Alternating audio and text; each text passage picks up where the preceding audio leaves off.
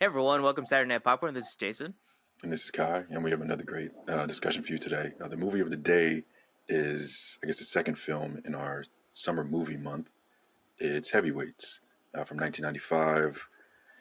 Spoiler warning, I guess. The movie's almost 30 years old, Right? but if you haven't seen it, I guess you didn't watch Disney growing up, which not everybody did. Uh, but we'll give a brief description of the film before we get into it.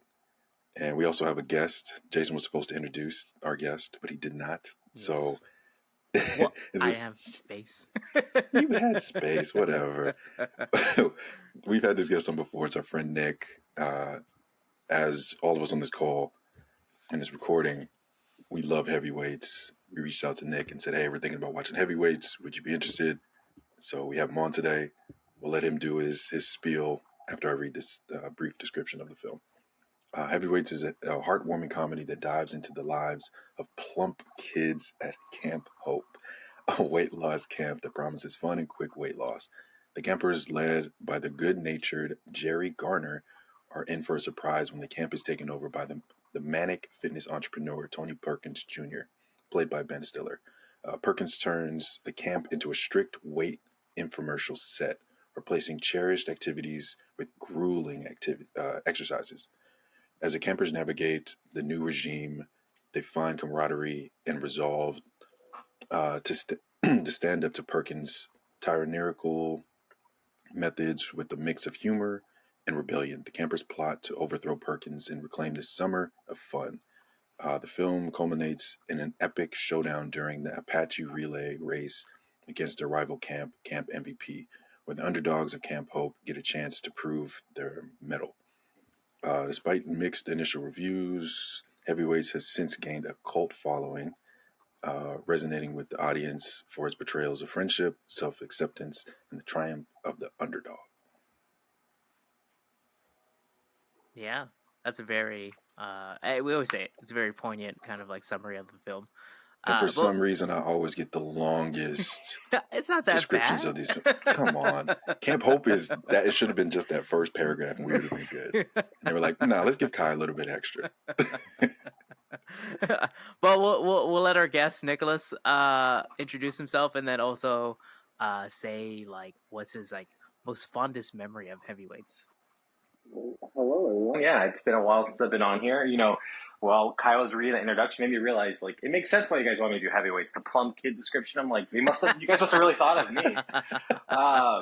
No, but this movie, just a little background of myself. I actually watched this a lot as a kid. Had a VHS. I rewatched it with my wife for the first time last night together, and a lot of the scenes I still remembered. And it's just, I think it's very easy to kind of get lost in. I think it's very still topical too. But I think one of my favorite, Ben Stiller to me, and throughout the whole movie, it's like one of my favorite parts, and just kind of seeing how energetic he is and how much like craziness he brings to the film, And I think it's very easy to you kind of forget that this is like a catered to kids back then, Like Right. It's still very topical, very funny still. Like I found parallels to them shotgunning like Candy the beer, like talking about it. It was just hilarious. So, yeah, no, thanks for having me on, guys. Like I said, I'm happy to talk about this. It's being one of my favorite movies growing up. But yeah, excited to hear about what you guys think of it.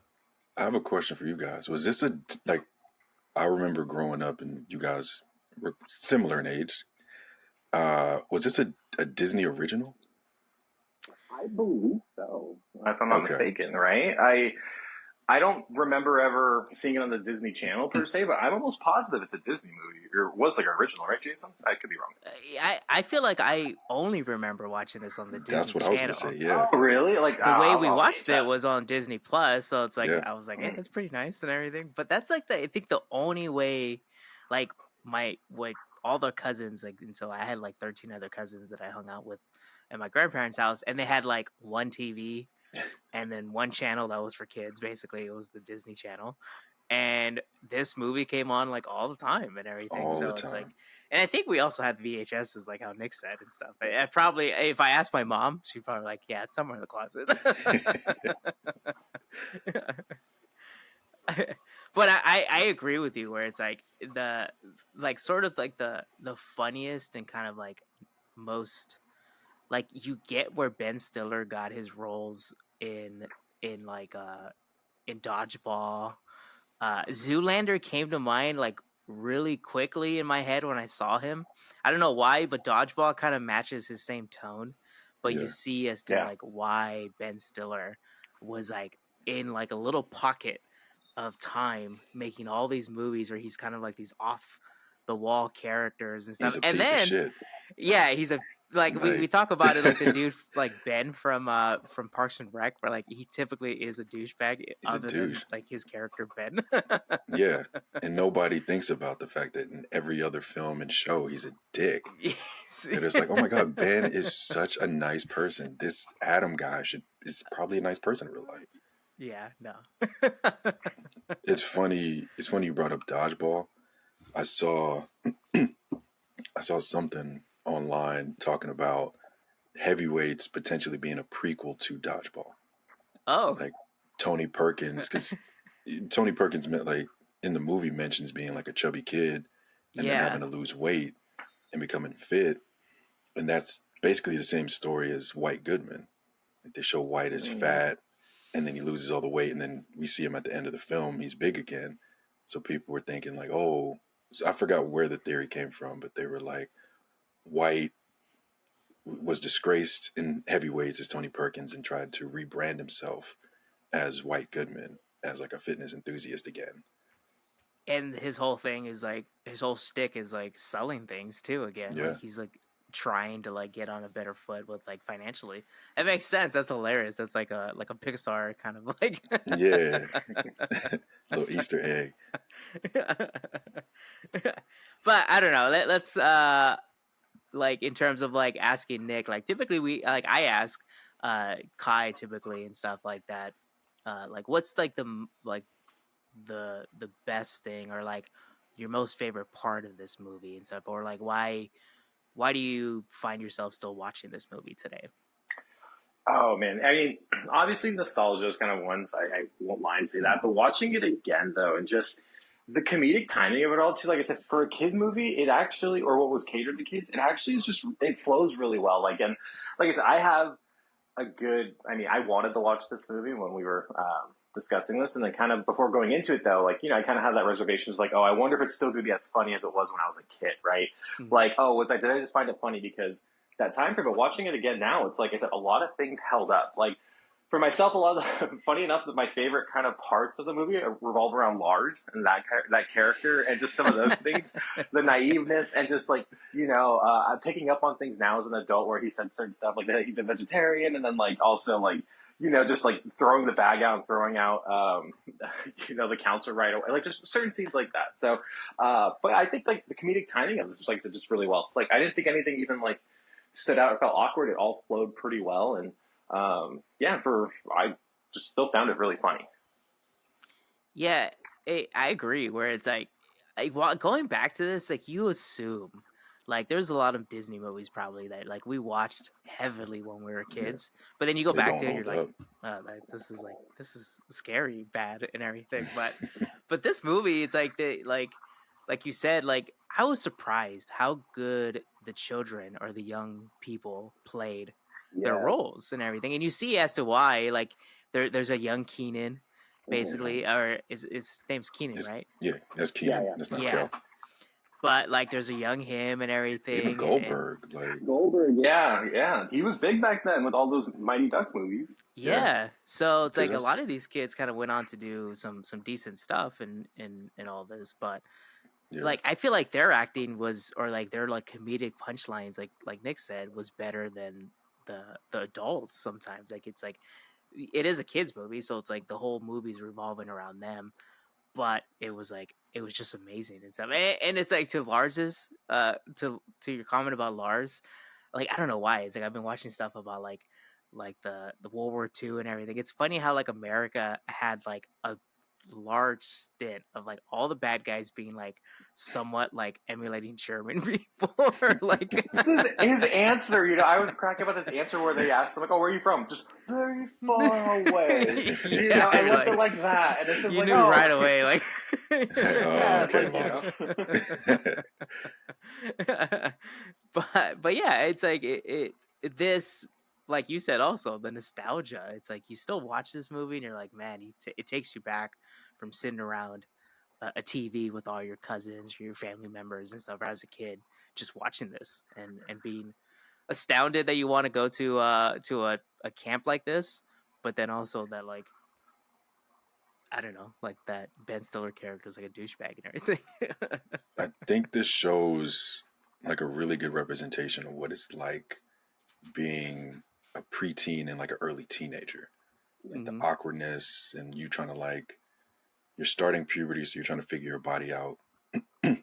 Because some of the kids were were fat, that's why they were at Camp Hope. But some might have just been like that childhood fat, where it's like, okay, I'm about to shoot up, I'm going to be tall, Hmm. and to watch them kind of go through that and figure out camp. Because we watched Meatballs, and you saw younger kids going to camp and figuring their thing out, but then you saw the older teenage people wilding out. And so this felt like a good middle ground of, okay, we're not kids anymore. We're still trying to have fun, but we're not quite adults. We're not trying to sleep with every girl at the camp. Well, there aren't any girls at this There camp other wasn't than any, yeah, the nurse. but still, yeah.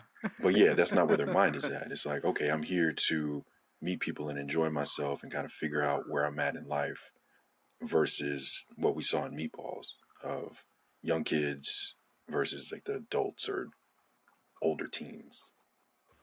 Yeah, I think that's where I see the contrast, where it's like, and I think my rating kind of shows that too later on in this discussion. It's like that there's a wholesome feeling to it. Granted, it is Mm, a Disney movie and everything, but also this movie does have like a story arc, basically. Like I yeah, feel like you're more invested in the story of this movie than Meatballs, where like Meatballs, you're kind of more kind of like I don't know if Nick's seen Meatballs. It's Bill Murray's kind of like first like introduction as like a main kind of comedic star and stuff, and so and then I think that's why he goes on to be in Ghostbusters, because the director of Meatballs ends up that's directing Ghostbusters. both Ghostbusters and stuff.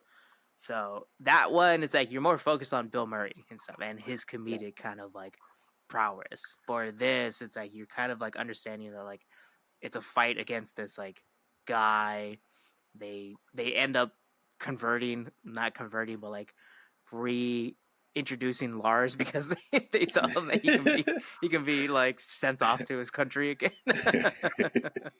Like you said, there's definitely like I think one thing that I watching this movie back again and compared to maybe a little bit more recent movies that come out is that even though like within the first 20 minutes Jerry's at camp, you already feel like you're sympathetic and have an understanding of him being there. His character, like what they opening scenes, him leaving school last day, going home, his parents there with the camp counselor, going through all that, the dad relationship, but also like you feel for a way you're already kind of rooting for him and like Mm, at the same time, I think the opening scene with Keenan Thompson's character too, he comes up to him on the plane and it's like, "You going to fat camp? is that Is your that your dad? dad?" Like, and it completely breaks the ice too. I think of like maybe what you're expecting of watching a movie like this, like, "Oh yeah, it's gonna be the awkward, it's the fat camp." No, and he's telling him like, "We're all fat. No one calls anyone Yeah. fat. We're all fat." He's like, no one cares. We're all the big kids. So it's crazy how it was able to really make you kind of like already relate, and like they do a good job of showing. I guess I mean we're three males here, but like also like a group of young boys growing up in that kind of Mm-hmm. time frame too, because that's kind of how friend groups were back then. I felt like too, like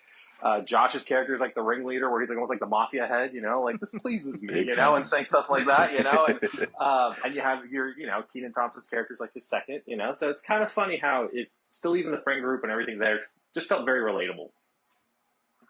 Yeah, I think so. Where it's like you kind of see some points in time of like, oh, your own kind of like history in life, or it's like, oh, that's sort of how like Nick talked about like how like plumpness and stuff, like when I was a kid, like I probably could have been sent to one of these.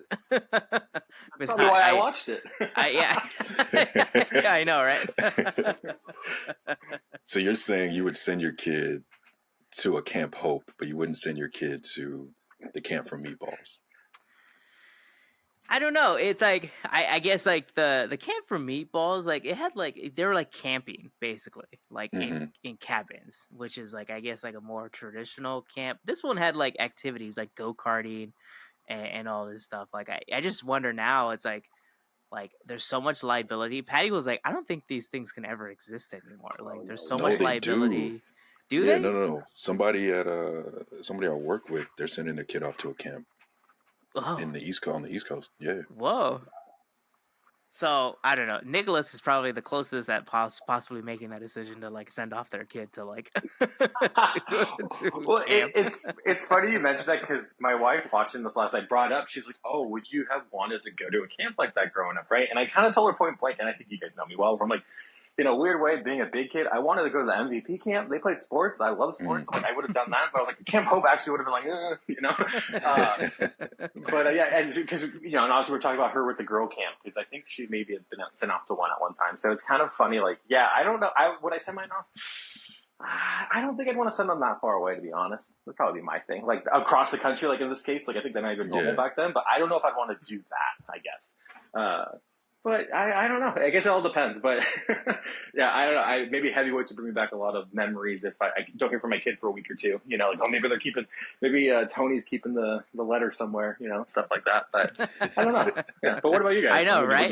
Yeah. Like I think that would be, Patty was like, that was like one of the questions when we started watching Meatballs. Patty was like, would you send your kid to the camp? I was like, I don't think I would make the decision to send my kid like away for months at a time. And then it's like one day out of that whole 3-month period that like, oh, I'm going to see if he's okay. Like, he better not be dead. And I was on the other side of the spectrum. I was like, because I didn't get that experience, I would want my kid to have that experience. I think so. It definitely looks like a fun experience and stuff. Yeah. And granted, it's like it's all relative to like the kid and all that stuff, and like the camp counselors. Like these movies kind of show the camp counselors as like the best camp counselors you can, but then there's people that just suck at like talking to kids and everything. So I grew up at the YMCA. They're not all that great. Same, yeah. They have some cool ones, but yeah, they're not all that great. Yeah, they're not. They're just there to like make a paycheck or meet chicks and stuff, or like dudes. Make sure you don't fall and like scrape your knee. Yeah, basically. Now, this is a hard question because it's like we're very nostalgic with this and everything, and this is like a movie catered to kids, and so it's like in terms of like looking at this in the perspective of an adult, or also looking at it in the perspective of like kind of reviewing a movie. Do you see anything that is wrong with this movie, or like there's a fault? Like, oh, like I didn't like that. Like sometimes it can be cinematography, but like these like comedic movies, it's like they're not very big on using complex cinematography. But do you see anything that's wrong? The Apache relay. Oh well, yeah. That's just gonna be an ongoing. Yeah. Well, no, not the name. So the end of the race is super nitpicky. At the end of the race, when Jerry, I guess, hits the Nas and is flying over the other cart, I didn't notice when he was in the cart and driving in the beginning that he didn't have a cage, but the other car has a cage, and then you realize why that other cart has a cage. Okay, you noticed that too. I was like, did the other kids have a cage and everything? I was like, I even said it. I was like, hey, he doesn't have a roll cage anymore. But I was like, oh, that's like movie magic. Yeah, exactly. They're like, we got to make this look cool. Let's take these cages off. That was the only thing I was like, this is a little sketchy. Yeah, I mean, for me, not much. Like, I guess the only reason I know not much is like it's having the preference of the kids movie, and having an understanding of like I'm not expecting everything to tie in and like I'm watching Ocean's 11 or something. I think the relay at the end, it's that, or also like I guess I would have wanted to like best way of putting it, like I don't know, heard more about like when the camp was taken over or like when it was transitioning, maybe a little bit more of that instead of just jumping right into it. But that's nitpicking. Like I said, that's. It's a kids movie. You're not expecting, everything to have a ton of detail. So, not much I can really complain about. Yeah, I agree. It's like that. Like even for myself, I was like looking at the takeover and everything. Like Jerry Stiller, the Ben Stiller's dad, kind of announcing like, "Oh, we're under new management." Like he wouldn't be telling that to like the people that work there, like at that moment too. Yeah. I don't know. Maybe your boss is a douchebag and be like, "Hey, you probably don't have a job tomorrow." Thanks for coming out here. But... Yeah, right. All the way out here, and you're packed for 3 months. Yeah, Jason, I'm glad you brought up the parents because one of the most underrated, funny things unintentionally about that movie is when they come out. They tell the kids the kids do their the hi, and then they ask for it again, and they don't get it, or they get like the most like sad one, but it's like, oh yeah, that's the last one I want to hear. Something just so underrated about it, you know? Yeah, right. It's like, and then also seeing Jerry Stiller, Ben Stiller's dad, where it's like that That's guy's his been mom old. too, right? Is that his mom? That's That's his his mom. mom. Yeah. Those are his parents. Crazy. But Jerry Stiller has been old for like his entire acting career. It's like Morgan Freeman. He's been like 94, 95 years. Well, that guy's and he's the same old guy in everything he's in too. It's like, and you know when you see him, you know the character. You give me a guy that talks and it gets real loud and sleazy, just sleazeball. So it's even funny, in Zoolander. Yeah. Right. Oh, I did want to tie in one thing too, Jason, when you mentioned the Zoolander parallels, because I definitely got the dodgeball one. But funny you mentioned Zoolander because when Ben Stiller's character is talking to himself about whose fault it is, it really, really brought me back to Zoolander for some reason. Like the parallels of that, when he's like, "Oh, it's not my fault; it's their fault. It's their fault," and it's something like you would totally see in Zoolander or Zoolander's character. So it's funny you mentioned seeing some of Ben Stiller's work here. You can definitely take his other stuff. Yeah, you can see where he like probably got a role and like, oh, I got to pull a little bit from this like this Perkins guy or whatever his name is in this movie, and then make the dodgeball character or make Zoolander's character and stuff. So it's like it's kind of nice because you see with comedic people they need to like kind of draw from different influences. So he takes from a little bit of his like stuff, but yeah. So I don't know. In terms of rating, I guess it's hard to rate. Like Kai typically like rates like comedic movies kind of like on a standard scale and stuff. Yeah, like a 3. In a scale of like 0 stars to 5 stars, 5 being the best movie you ever seen, Nick, what would you kind of rate this movie? See, this is tough because just the nostalgia factor, and like I knowing it's a kids movie, I have it right around like I guess I could put like 3.5 would probably be the best thing I could give, like 4 for it, like 4 on the high end, and that's even I'm kind of stretching because end of the day it's a kids movie, it's enjoyable, which is I think is my main thing when I'm watching a movie is I don't want to kind of feel like it's taking forever, like I'm looking at the clock when it's going to end. I think it still holds up, but obviously you guys know too because it's a kids movie and everything about it. It's not like a 5-star by any means, but yeah, I'd say 3.5 would be the most. Probably if I could put that, that'd be my rating for it. I went with Kai. Like how Kai, I was like, I had fun with this. It's like Nick said, it's not the best movie in the world and stuff. Like you're not expecting that and everything. You're not expecting cinematography. So I was like 3. But I gave it a 3 because I did like this one better than Meatballs, which I gave a 2.5. So I was like, I can give it a 3 because it's like, yeah, I did definitely like this one better than Meatballs. I got it at 3.5. 3.5? I love this movie too much. Yeah, it's not. I don't know if you guys have. Not many people talk about the Paper Brigade. It was another like Disney original. That one is like at 3.5, 4 for me, and then this one is like a close second. Paper Brigade. I've never. That's Patty. I think one thing when I like giving a rating for this one, why 2 a little bit more than just a 3 is because even watching it now and knowing going in, I knew I was going to like it and what I knew, I still found myself laughing and having a good time. And even though I knew what was coming ahead, I was still catching things. So like, that's the only reason why I think I want to get a little more benefit out because I was like, man, like I like we talked about before, sometimes when you watch these kids movies back and you're like, man, why did I think that's funny? Or like, that was kind of cringy, but this still was pretty funny. So that's kind of why I give it a little more benefit of a doubt. It's very, I think, in terms of movies too, just it's kind of underrated, really. Like I know for us we talked about it, but it's not brought up that often. But it was still really good. True. Now this kind of goes into a fairly good question. It's like knowing now, it's like this is a kids movie. You just watched it as an adult and you still enjoyed it. Who would you recommend this movie to? It's tough. All the Disney adults. Yeah, that's kind of it. Because the problem is, I don't think you give it to the younger generation because I think there's so many things that are different now where they're not going to find it as entertaining. I think like the Disney character, like people our age, I think that's the thing is like finding out maybe people in this like 25 to or maybe 30 to 40 demographic, 45 to like who hasn't seen it probably. Just to see if they get a kick out of nostalgia or that. But I don't know if the younger generation would like it though. But that's just me. No, unless they like want to see as to like how the younger people back then, like 90s kids. How'd you go to sleep without your phone? Or like because they had no phone. Yeah, no phones. They're sending mail. I was writing letters there. Yeah. Hey, we didn't talk about the fact that they hid so much candy. And then that one guy that was formerly part of the fat camp just outed him for all the locations that they were hiding shit. I'm sorry. One of my nitpicky things about that is that guy.